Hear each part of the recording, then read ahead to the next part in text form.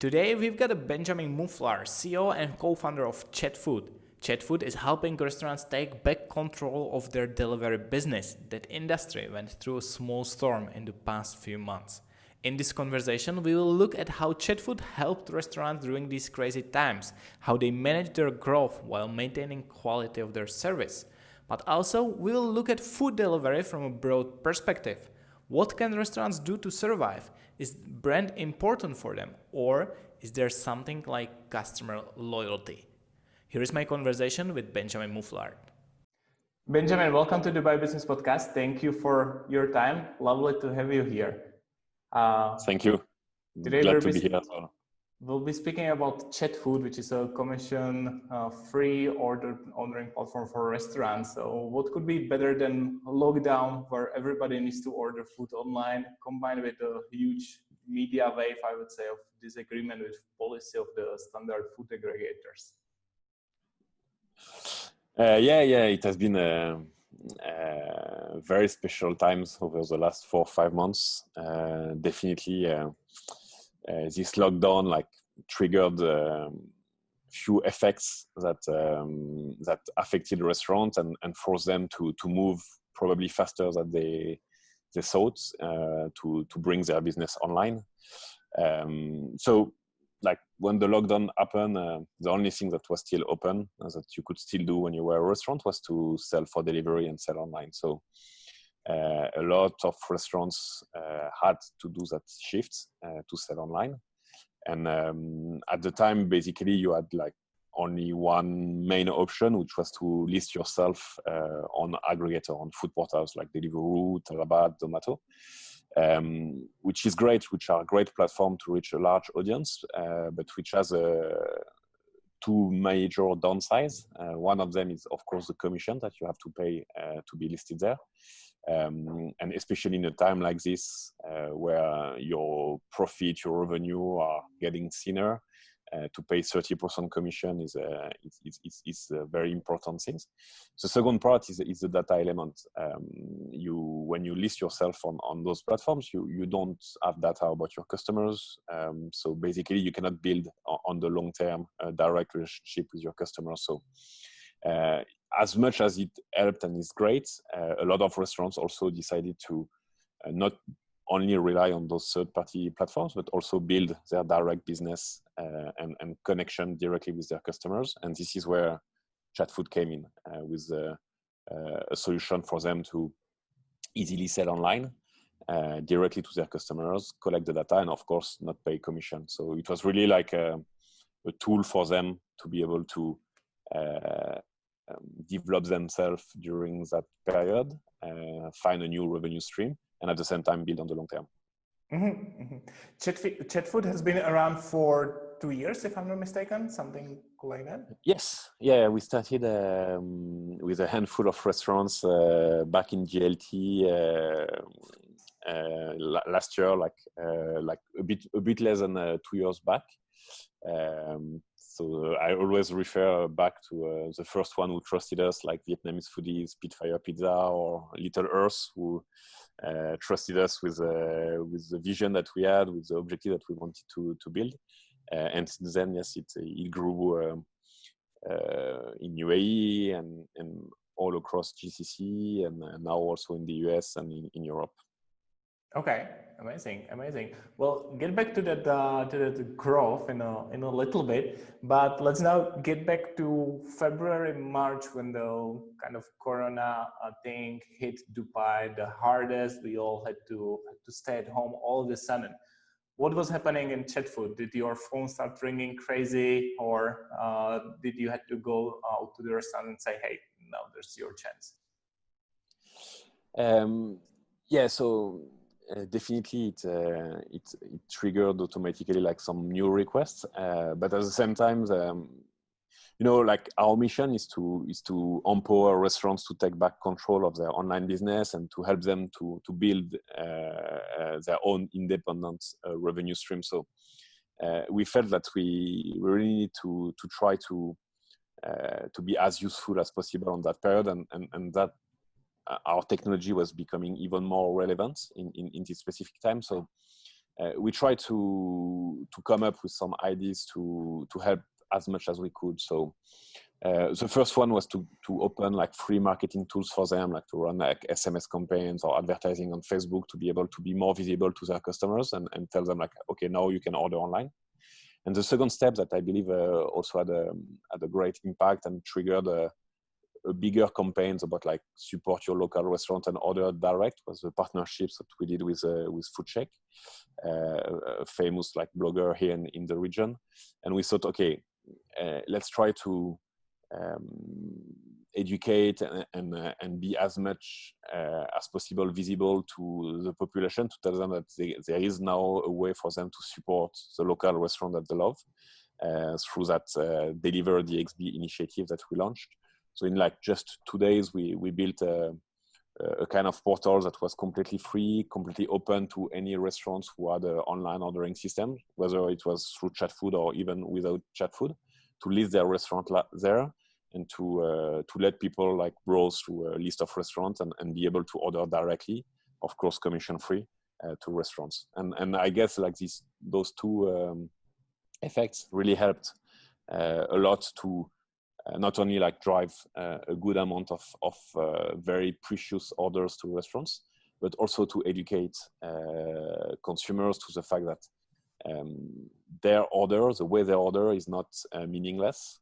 They can have an impact when they order direct. They can really support the restaurant that they love. And this definitely changed something, at least here in the region. I guess the best indicator that we have here is that everyone who orders using like to a restaurant directly using a system powered by Chatfood gets a feedback form after their order. It's a private feedback form that they can fill that is shared with the restaurants. And one of that question is like, why do you order directly instead of using a food portal? And we definitely saw like a huge boost in terms of answers about people saying like, because I love you guys and I want to support you and I know that it's a difficult time and I want you to get the full amount of my order. So this definitely like changed a lot of things in terms of people mindset, and we can still see it today. Yeah. Do you think that the media coverage of this topic, where there were several articles on multiple outlets about how those aggregators, Zomato, Deliver, how they're screwing on commissions, how they are actually becoming harder on them during the pandemic rather than easing it, did it kind of help to set up the mindset of people that, yeah, actually, like I want to help my favorite restaurant more? Yeah, I think so as well. I think that like on one hand we were trying to help and to support, and on the other hand like big companies were not moving on their side. On the other hand, I have always been like very balanced in my judgment about this. You are a business owner as well, and you know that when you have a business model, you cannot change your business model overnight. So all those companies have been built with a business model of charging commission and charging a high amount of commissions. And it's completely crazy somehow to think that from one day to another, they could change their business model and reduce the commission that they have. Yeah. So I don't think we can blame them for that. I just think that it showed to everybody that there was a need to create a new type of business model, that there was a need to create a new fair model for restaurants to be able to grow and to develop their delivery business. At the same time, to keep offering the convenience that consumers want. Like there is no doubt that those platforms are amazing in terms of consumer experience. So you need to offer them the same level of convenience, but you can do that with a different type of business model. And that's what we have been trying to build over the last 2 years. Mm-hmm. Can we now zoom in on Chatfood business? How much you guys grew since, let's say, February in terms of number of restaurants or orders which are going through your platform? Yeah, it has been a very intense growth. We could use the word exponential, but yeah, definitely. Like I think now we have crossed like more than 2,500 restaurants listed, and we were probably like 5 times less like back in March, February. So we grew a lot the amount of merchants and restaurants who started to use our system and our service, which also helped in return consumers as well, because the way Chatfood is built is that it's a community of restaurants, right, coming together to offer convenience to consumers to order directly to them. So you as a consumer, if you order from one restaurant, you create your profile, so your Chatfood profile with your address, your credit card, your delivery details. And then you can use that piece of information and reuse it for all the other restaurants that are using Chatfood. So you don't have to go through the hassle of signing up and putting your details every time. So the more restaurants that goes on the platform, the better it is for each restaurant individually, because there is more and more people that can order from them easily.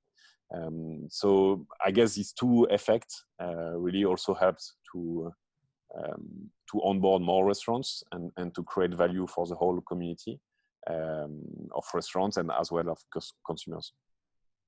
Okay, so such a high growth, what needed to happen on your side to kind of cover it? I know it's probably very good problems to have at that time, and other businesses were not that lucky, but still, it's a challenge to kind of handle such a growth and make sure still customer experience it's good.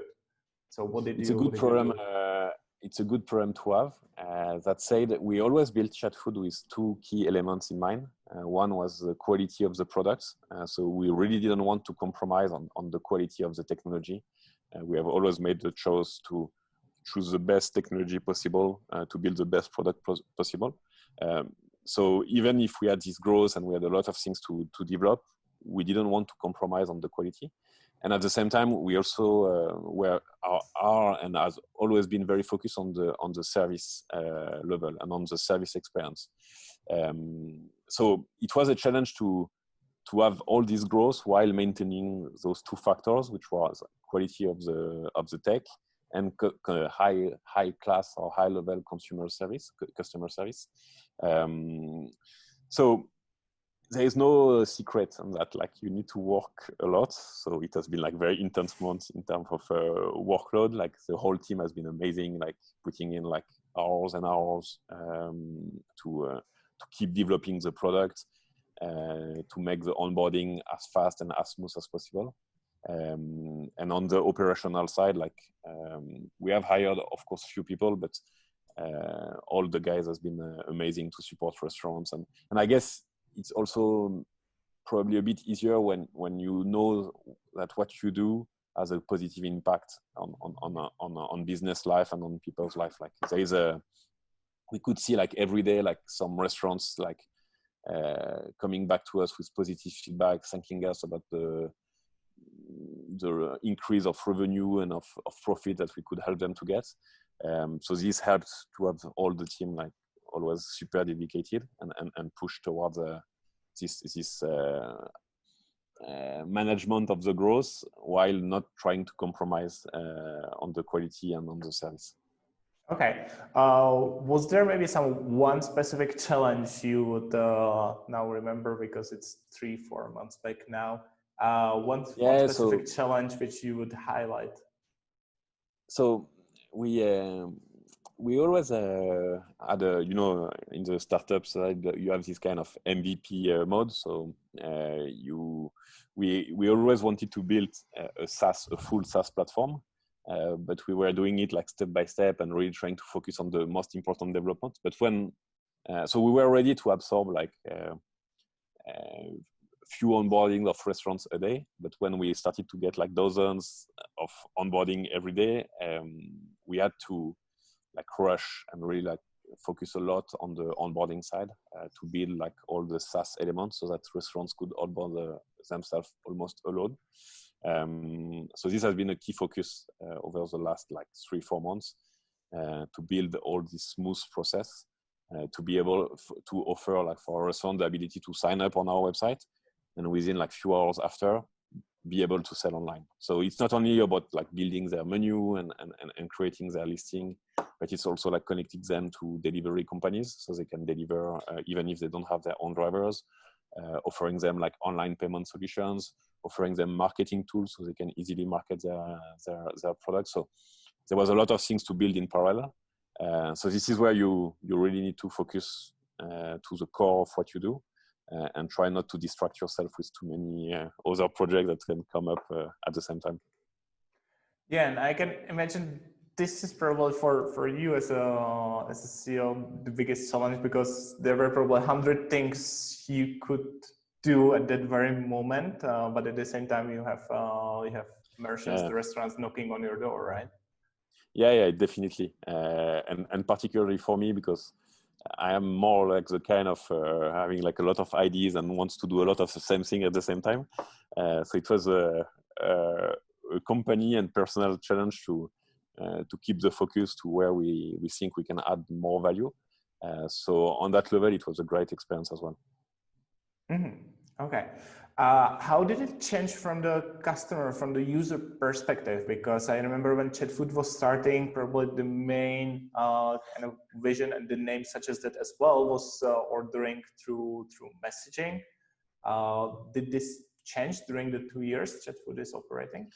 Yeah, we still believe that messaging is and will be more and more like a very key part of connecting businesses with consumers and letting them order or like do any task directly with consumers. So we still believe that.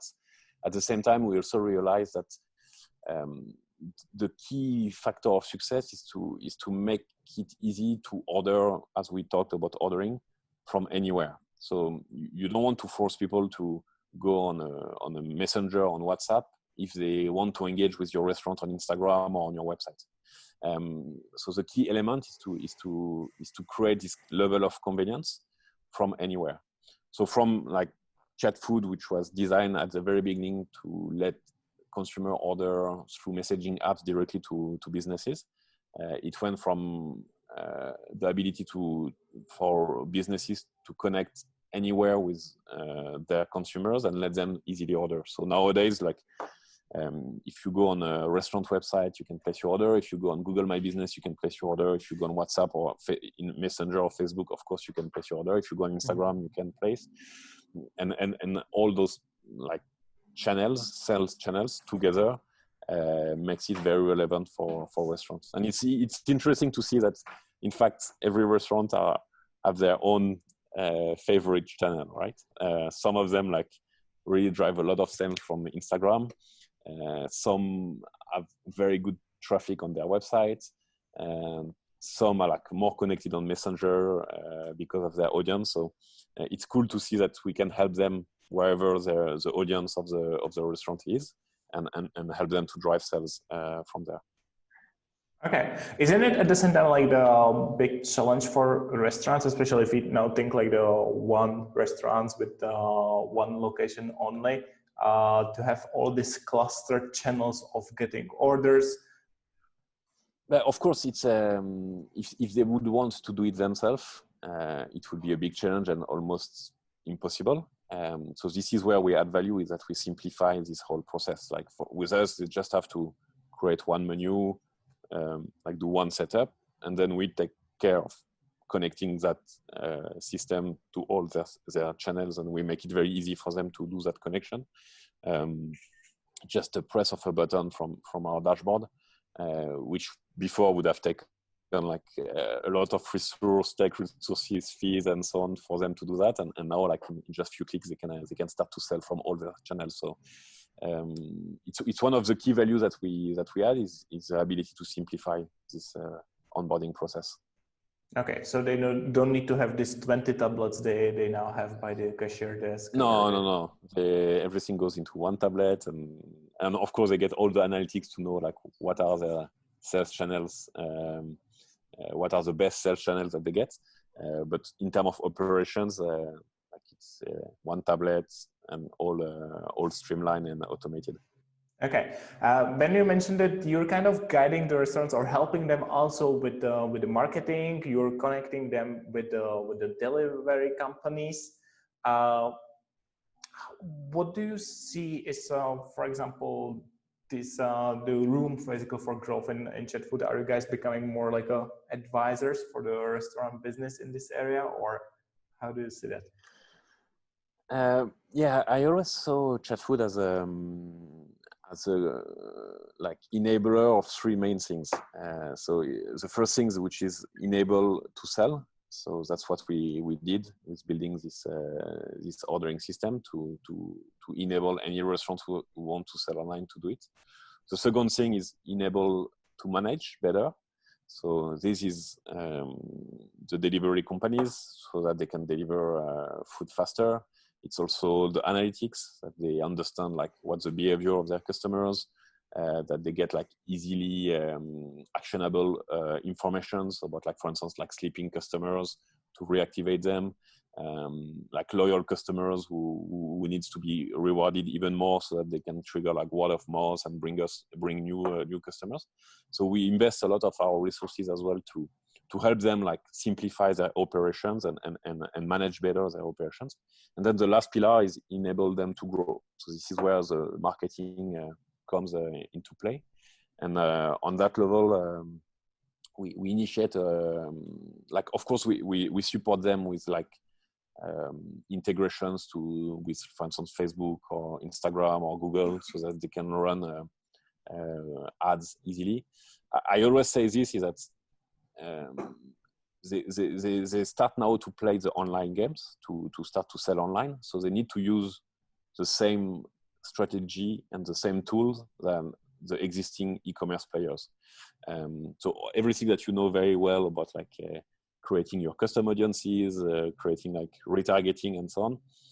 This normally a restaurants have no clue about all of that and doesn't know how to do that. But if you want to succeed selling online, there is no other way than to start applying those strategies.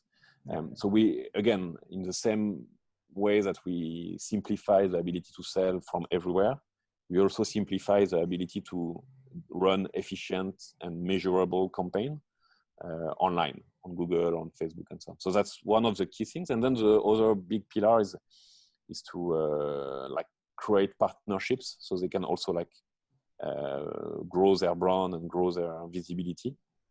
One of them was very recently, like we did a partnership with Instagram. So any restaurants can add a order food button on their Instagram profile or on their stories.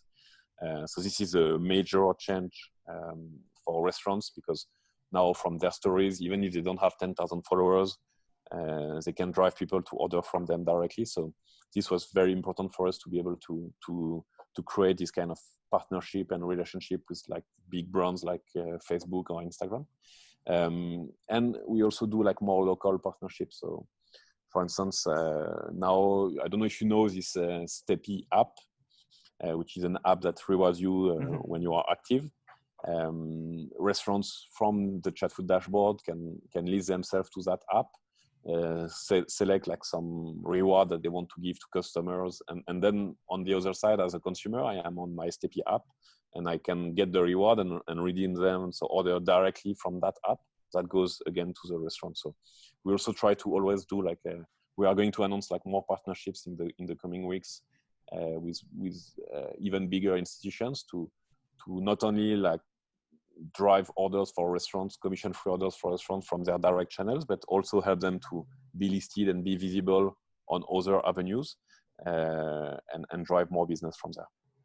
Yeah, I'm glad actually you're mentioning it, and since we both come from digital marketing background, it makes sense. We had in one of the previous episodes, we had Aditya from Domino's Pizza, and he was actually mentioning that many restaurants are struggling with absolute basics of digital marketing.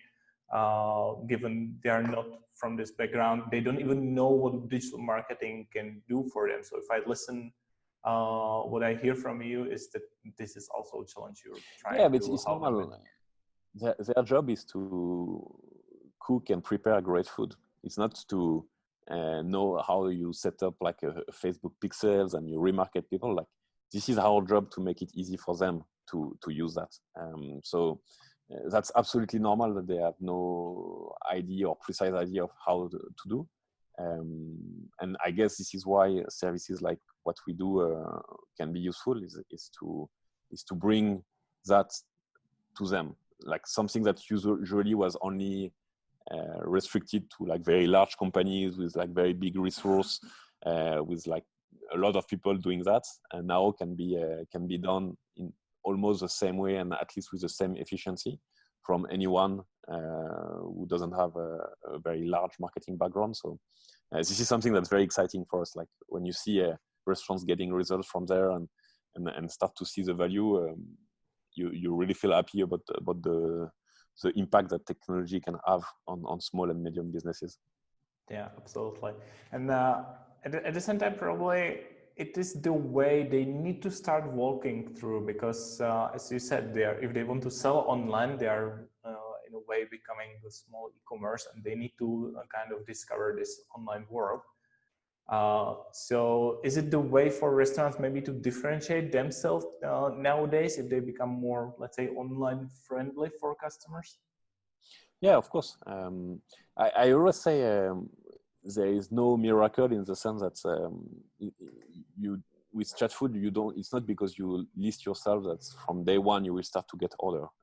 You need to want to do that, and you need to care about it and involve yourself. So restaurants who understand that if they put a bit of effort, if they think about their marketing strategy, if they think about their positioning, about their branding, then we can enable them to get great results. But they need to want to do that.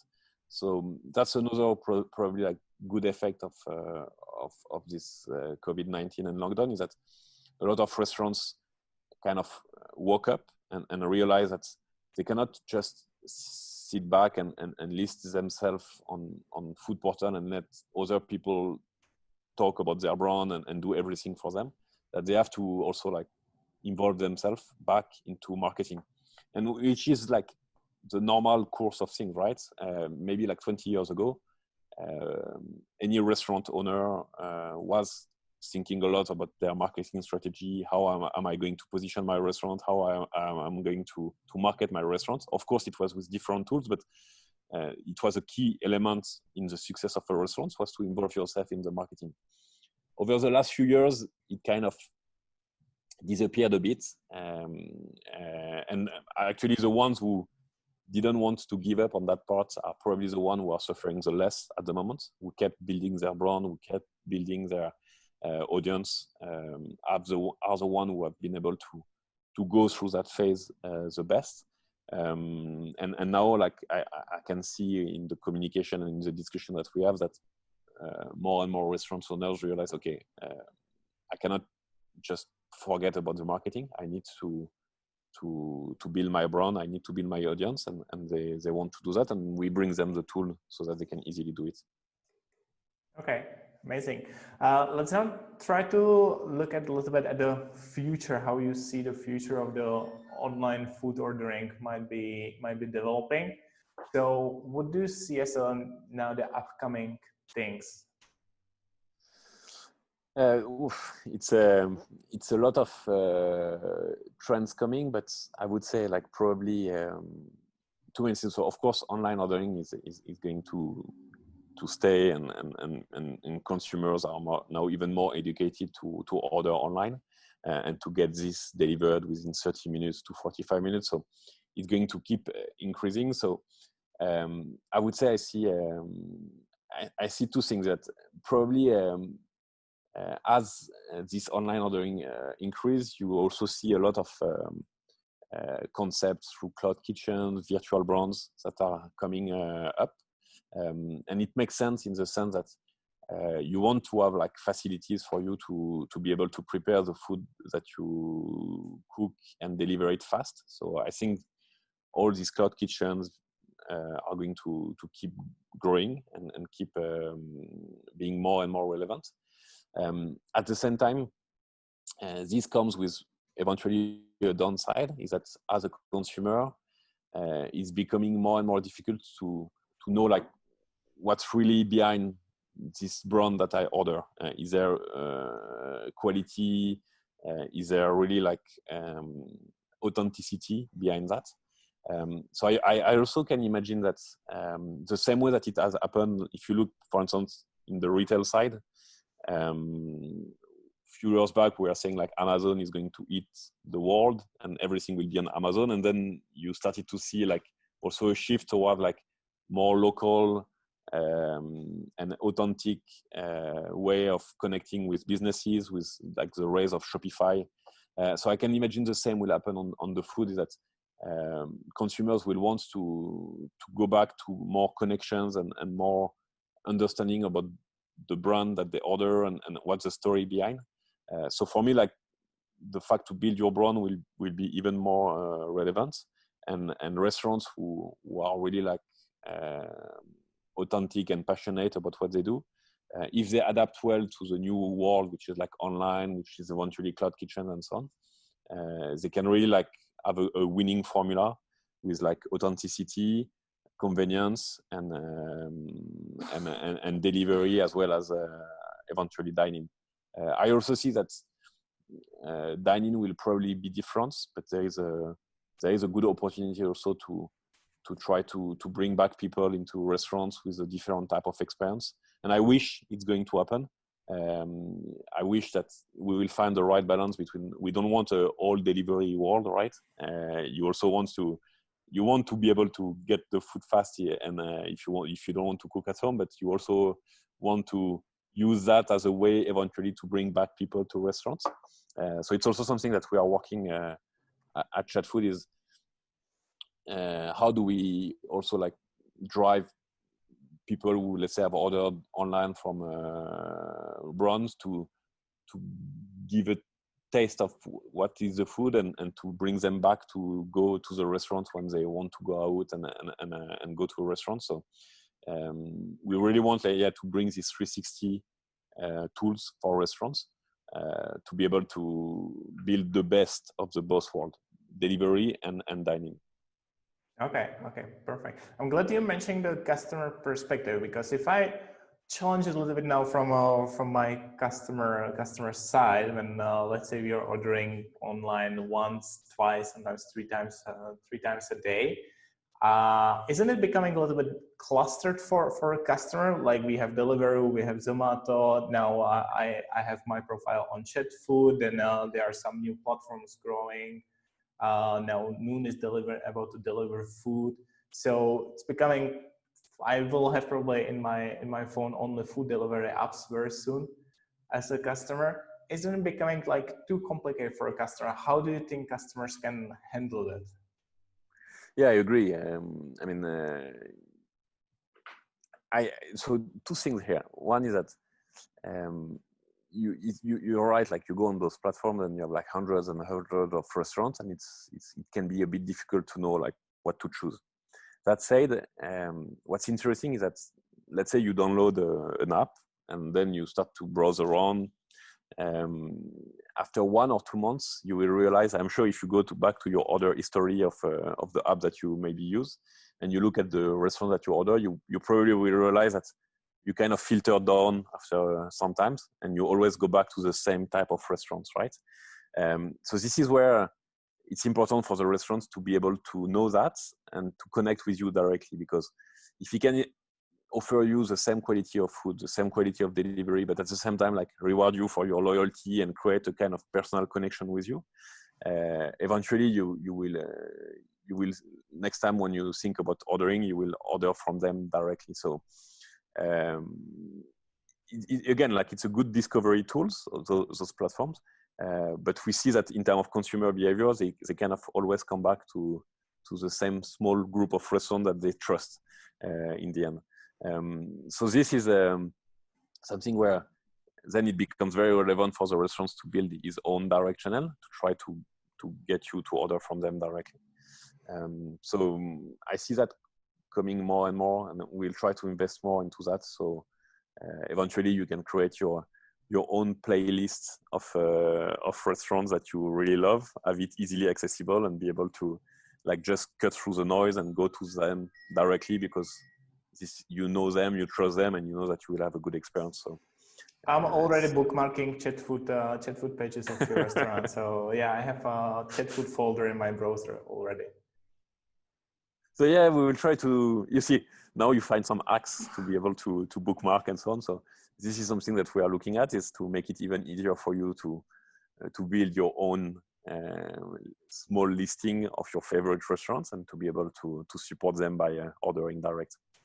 Okay, but one more thing to this. One word you've mentioned a few times: loyalty. I'm sometimes a bit pessimistic about customer loyalty, especially in some segments, and I believe food aggregators kind of push the loyalty away from the restaurants. They are trying to make a customer loyal to the platform, not loyal to the restaurant, as they're driving everything with a discount.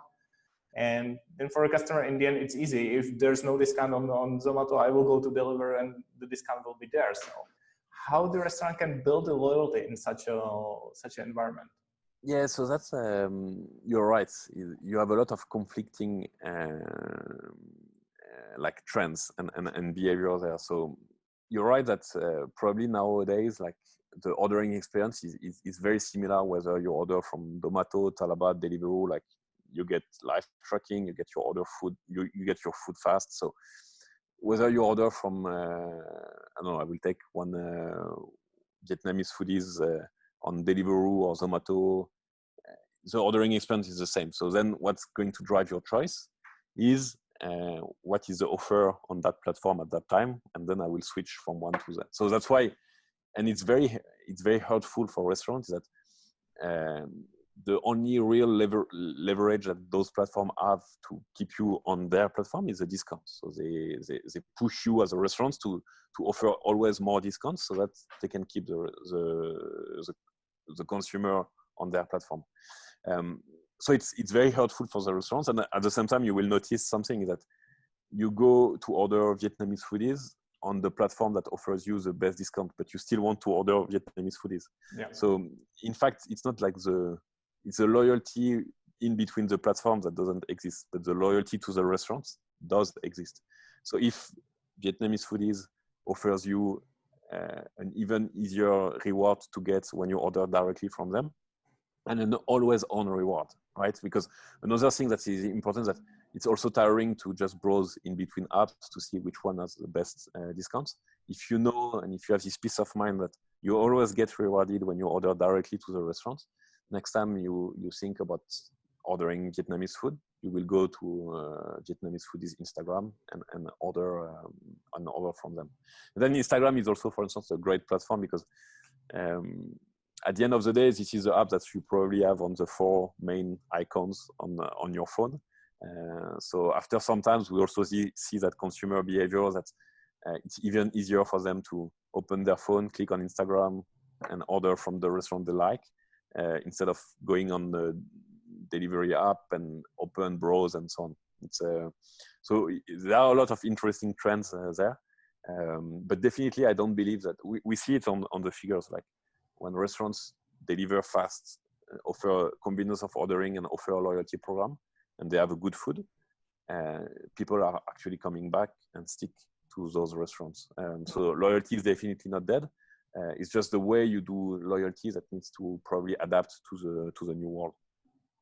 Yeah, you actually reminded me. It's very similar to hotel industry, but just a few years back, where when Booking.com grew to be the huge hegemon of the hotel market, then they had the best price guarantee. But the trend of last, let's say, 2 years is that all hotels are kind of promoting Book Direct for the best price. And so probably the restaurants need to teach us as their customers that the best price we will get and the best offer value, whatever we will get when we're ordering directly from them. Exactly. Like the fact that you don't pay commissions give you a bit more leverage and margin to be able to pass some of that savings to the consumer. So you can definitely like offer that to your consumers, which is like the best way to order from me and probably the most affordable one. And honestly, there is another element that is even stronger when it comes to restaurants and food, is that on the hotel, you probably go to one hotel because you travel and you will probably never go back to that hotel. So you don't have this direct relationship, trust element. So that's why sometimes you go to Booking, because at least you know that if there is an issue, they will take it. But on the food side, you have much more frequency in terms of orders, and so very quickly you can really like know that restaurants trust him, and then in that case it makes even more sense to go direct with them. So I think it's even more relevant for the restaurants than for the hotels to build their direct channel and to try to connect directly with their customers. Absolutely. Ben, thank you very much for your time. It was a great conversation about how to build the loyalty. Thanks for that. Thank you for your questions. Very interesting as well. Really enjoyed it. If there's one thing I would highlight from this conversation, it is how focused Benjamin is on helping their restaurants. Just listen back how many times he's referring to Chatfood's values, how he's talking about that he hopes that people will eventually get back to dine-in as before Corona, because that's what the restaurant need. It feels like when you know what your business is helping its customers with, and if you keep focus on what they really need, other things become way easier.